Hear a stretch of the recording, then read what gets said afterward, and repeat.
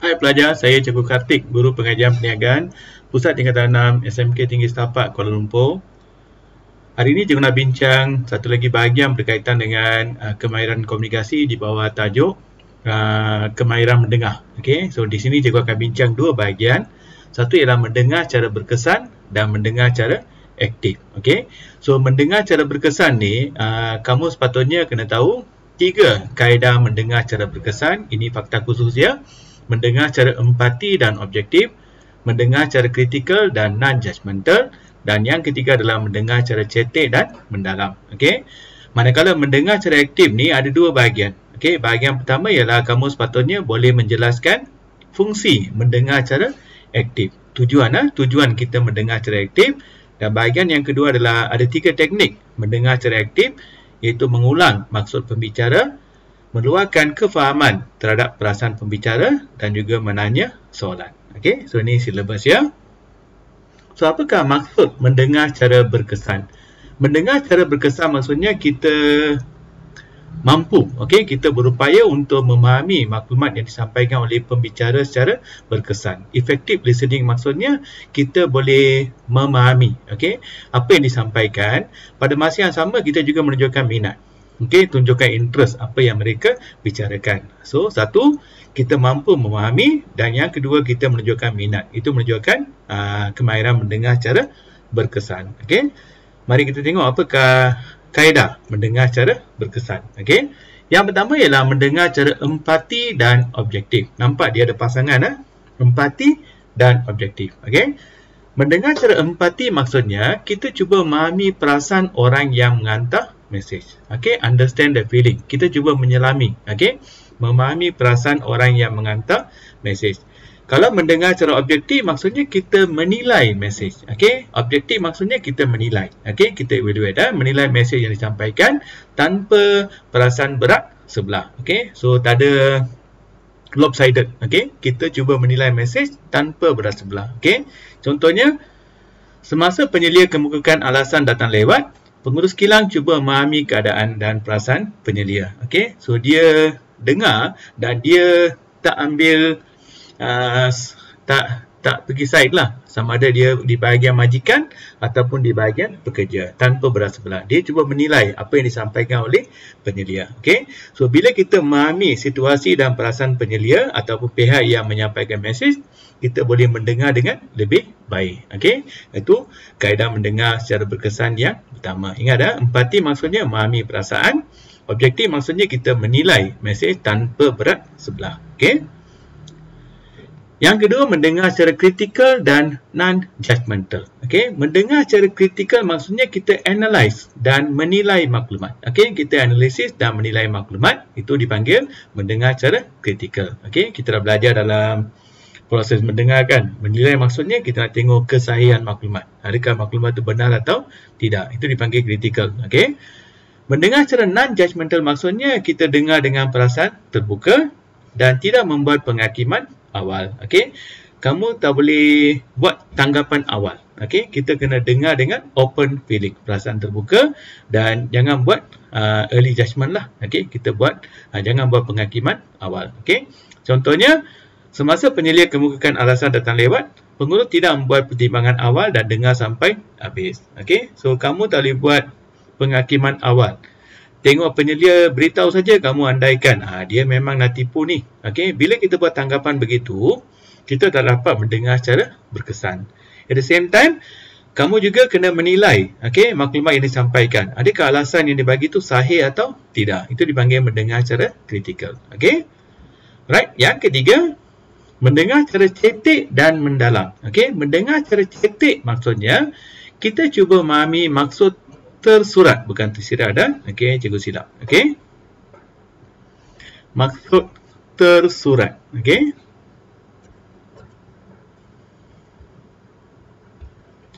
Okey, kita cuba memahami maksud tersurat ataupun maklumat asas saja. Okey, itu dipanggil mendengar secara cetek. Okey. Mendengar secara mendalam atau deep listening maksudnya kita cuba memahami maklumat secara terperinci, detail maklumat dan maklumat tersirat. Okey. Ada maklumat tersurat, ada maklumat tersirat. Okey. Maklumat tersurat ni dengar secara cetek lah. Kalau kita cuba memahami maklumat tersirat, itu dipanggil dengar secara mendalam. Okey. Dan kamu juga kena beri perhatian pada mesej lisan dan bukan lisan. Kamu dah belajar lebih awal kan? Bukan lisan ni contohnya bahasa badan. Okey. Masa seorang tu berkomunikasi dengan kita, kamu kena beri perhatian pada body language. Bahasa badan yang tunjukkan meme muka dia, okey, pergerakan tangan, semua tu ada maklumat tersirat yang dia nak sampaikan. Okey. Contohnya penyelia pemasaran mendengar maklumat yang disampaikan oleh pengurus serta memerhatikan mimik badan. Okey, contohnya bahasa badan yang ditunjukkan, pergerakan tangan dia macam mana, okey, mimik muka dia supaya kita dapat maklumat tersirat. Okey, ingat dah ada dua, cetek dan mendalam. Okey, ini dipanggil mendengar secara berkesan. Jadi kalau soalan tanya, uraikan kaedah mendengar secara berkesan, ada 3. Make sure ada pasangan mendengar secara cetek dan mendalam. Okey, mendengar secara kritikal dan judgemental. Okey, mendengar yang pertama tu. Jadi ada 3 kaedah mendengar secara berkesan. Okey. Yang kedua, mendengar secara aktif. Mendengar secara aktif maksudnya kita cuba memahami, mentafsir, menilai dan beri maklumat tentang mesej yang diterima. Itu dipanggil mendengar secara aktif. Tadi effective listening, yang ni active listening. Okey. So bila kita mendengar secara aktif, apa kesannya? Kita dapat keputusan yang lebih tepat, boleh menyelesaikan masalah, kita memahami satu isu dengan lebih baik, kefahaman lebih tinggi lah. Itu kesannya kalau kita mendengar secara aktif. Okey. Now, kita pergi kepada fungsi. Fungsi maksudnya tujuan. Kenapa kita mesti mendengar secara aktif? Okey.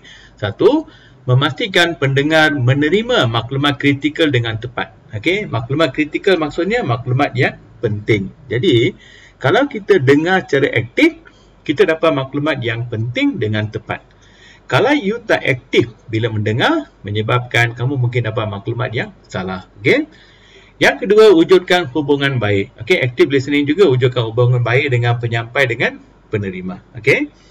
Membina keyakinan, confident, okey, supaya kamu dapat maklumat yang betul, dan penyampai juga confident sebab dia dapat menyampaikan maklumat yang tepat. Okey. Dan kita juga boleh menyelesaikan masalah dengan lebih berkesan. Dan last one ialah meningkatkan pemahaman tentang suatu perkara. Okey, itu tujuan atau fungsi mendengar secara aktif. Ingat yang merah tu penting. Menerima maklumat kritikal dengan tepat, hubungan baik dengan pihak lain, wujudkan keyakinan, selesaikan masalah, meningkatkan pemahaman. Okey. Okey, kita pergi kepada teknik mendengar secara aktif. Teknik pun ada 3 pelajar. Okey, yang pertama, mengulang maksud pembicara. Okey, mengulang maksudnya sebut semula. Okey, sebut semula isi pembicara berulang kali. Bila kita sebut balik beberapa kali, kita boleh faham dengan lebih baik dan juga kita nak pastikan apa maklumat yang kamu dapat sama dengan apa yang kita faham. Okey, itu tujuan dia. Maksud yang difahami sama dengan apa yang diterima. Sebab tu kita mengulang. Okey, contohnya bila cikgu mengajar, cikgu beritahu kamu ada 3 kaedah mendengar secara berkesan. Cikgu kata yang pertama ialah mendengar secara cetek dan mendalam. You sebut balik. Bila sebut balik, kita faham dengan lebih baik dan kita boleh ingat. Okey, sama dengan apa yang cikgu sampaikan. Okey, itu tujuan kita mengulang maksud pembicara. Okey, ulang semula ya, ingat keyword dia supaya faham apa yang diterima sama dengan apa yang kita faham ya. Okey, dan kita juga boleh faham dan ingat maklumat dengan tepat. Okey, ingat kata kunci dia tepat. Okey. Contoh, penyelia jualan mengulang fakta penting yang disebut oleh pengurus jualan tentang sasaran jualan. Okey. Dia cuba sebut balik. Berapa nilai jualan, apa barang nak jual, okey. Bila nak capai sasaran, dia sebut balik. Bila sebut balik, dia boleh ingat dengan lebih baik dan dia juga faham apa yang disampaikan oleh pengurus jualan. Okey. Yang kedua, meluahkan kefahaman terhadap perasaan pembicara. Okey. Pendengar berusaha faham dengan jelas mesej yang disampaikan oleh pembicara. Itu dipanggil meluahkan kefahaman. Kita cuba memahami apa yang disampaikan. Okey. Ini juga memberi keyakinan pada pembicara untuk teruskan penyampaian. Okey. Contohnya kita menyalami emosi dan perasaan pembicara. Okey, contohnya guru kaunselor kan. bila kamu jumpa guru kaunselor, kita jumpa kaunselor sebab kita nak selesaikan suatu masalah yang kita hadapi. Jadi bila kita beritahu masalah kita, kaunselor akan dengar dengan emosi. Dia cuba menyelami apa yang dilalui oleh pelajar tersebut. Okey, itu menyelami emosi. Kita cuba merasai apa yang disampaikan oleh pembicara. Itu dipanggil menyelami emosi dan perasaan pembicara. Bila kita menyelami emosi, so pembicara ni dia nak teruskan penyampaian. Okey, katakan bila kita berbincang dengan guru kaunselor, dia tengah main handphone atau dia tengah WhatsApp. Ini menunjukkan dia tak minat untuk mendengar. Ini memberi kesan pada pembicara, dia tak nak teruskan lagi. Okey, so penyelih jualan menyatakan rasa puas hati dengan sasaran jualan yang telah ditetapkan. Itu menunjukkan meluahkan kefahaman. Okey, yang ketiga, menanya soalan. Okey, pendengar kemukakan pertanyaan. Okey, so bila kamu bagi uraian, jangan ulang balik fakta. Okey, bagi perkataan yang lain. Kemukakan pertanyaan tentang apa yang disampaikan oleh pembicara. Kenapa kita kemukakan pertanyaan? Untuk mengatasi sebarang kemuskilan. Okey, dan ini juga membuktikan pendengar ni mendengar dan berminat dengan apa yang dibicarakan. Sebab tu kita nak tanya soalan. Okey, untuk menambah kefahaman tentang apa yang disampaikan. Okey. Contohnya, seorang penyelih pemasaran menanya soalan kepada pengurus pemasaran selepas mendengar taklimat produk baru. Okey, bila tanya soalan, itu menunjukkan dia cuba menunjukkan dia minat. Dia nak tambah kefahaman tentang apa yang disampaikan oleh pengurus pemasaran. Okey, ingat ada 3 kaedah mendengar secara berkesan. Fungsi mendengar kena hafal 4 dan teknik mendengar ni kamu kena hafal 3. Okey. Contoh soalan. Uraikan 3 kaedah mendengar secara berkesan. Okey, antara jawapan ialah kita boleh beritahu pemeriksa mendengar secara cetek dan mendalam. Okey. Yang kedua, mendengar secara kritikal dan judgemental. Okey. So ini antara jawapan yang kita boleh bagi ya. Bagi satu fakta dengan satu uraian. Okey. Mendengar secara cetek dan mendalam. Uraian dia, mendengar secara cetek maksudnya pendengar hanya cuba memahami maklumat-maklumat asas saja. Okey, mendengar secara mendalam maksudnya pendengar cuba memahami maklumat-maklumat penting ataupun maklumat tersirat. Okey, kamu dapat 2 markah. Okey. Uraikan 3 teknik mendengar secara aktif. Okey, jawapan dia apa? 1, you can say mengulang maksud pembicara. Okey, bagi satu uraian. Meluahkan kefahaman terhadap perasaan pembicara, bagi satu uraian. Menanya soalan, bagi satu uraian. Jadi kamu dapat 6 markah. Okey. Jelaskan kaedah mendengar secara berkesan yang berikut. Jelaskan ni kena bagi uraian dengan contoh. Okey, di sini dia dah bagi fakta. Jadi kamu kena bagi 2 uraian dan 1 contoh. Okey. Jadi kalau you boleh explain apakah maksud mendengar secara empati, kamu dapat 1 markah. Mendengar secara objektif, 1 markah. Contoh, 1 markah. Okey, begitu juga dengan mendengar secara kritikal, 1 markah. Mendengar secara non-judgmental, 1 markah. Dan berikan 1 uraian. Okay, contoh ya, jadi kamu dapat 3 markah. Okey, soalan 4 pun sama. Bagi satu uraian dengan 1 contoh. Mengulang maksud pembicara. Okey, pendengar menyebut semula apa yang disampaikan oleh pembicara. Kamu dapat 1 markah. Berikan 1 contoh. Okey, meluahkan kefahaman terhadap perasaan pembicara, menyelami perasaan. Okey, lepas tu bagi 1 contoh.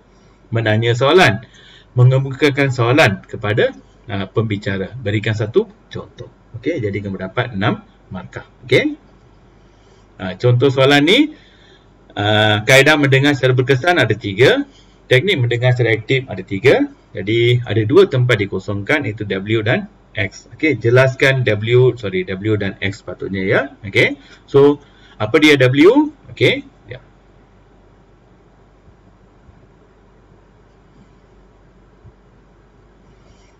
Okey. Okey, jelaskan W. So W adalah mendengar secara cetek dan mendalam. Okey, berikan 1 uraian dan 1 contoh. Okey. Apa dia X? X ialah menanya soalan. Okey, berikan 1 uraian dan 1 contoh. Okey, so bila jawab sebut W ialah mendengar secara cetek dan mendalam. Okey. X ialah menanya soalan. Okey, so bagi fakta dulu, huraian dan contoh. Okey. Okey, itu saja pelajar. Jangan lupa subscribe, like dan share. Dan jika ada sebarang komen, bolehlah kamu letak di bahagian komen dan cikgu cuba jawab secepat yang mungkin. Okey, lebih syukurlah. Bye.